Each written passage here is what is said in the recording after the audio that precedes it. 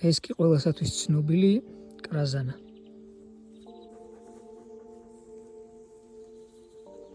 უამრავი დადებითი თვისების მქონე გამაჯანსაღებელი ეს არმასტის გადაღებას.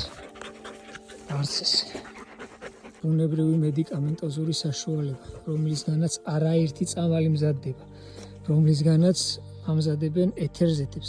მის ყვავილის ფურცლებზე პატარა მუქი ფერის წინწკლები ჩანს, რომელიც არის ეთერზეთების ადგილები. იქ გროვდება ეთერზეთები, საიდანაც მოიპოვებენ და ძალიან კარგია ეს ეთერზეთები და ბევრი კუთხით მოიხმარენ ამ საშუალებას. ეს არის ბუნებრივი ანტიდეპრესანტი, ამცირებს შფოთს, სტრესს, გამოიყენება იმუნური სისტემის გაჯანსაღებისთვის, დეპრესიის მკურნალობისთვის, ასევე გამოიყენება კუჭნაწლავის სისტემის მკურნალობისთვის. გამოიყენება ანტისეპტიკურ საშუალებად, ჭრილობების მოსაშუშებლად, დამწრობის. ძალიან კარგი საშუალება ვირუსების სამკურნალოდ, ჰორმონალური დარღვევების დროს.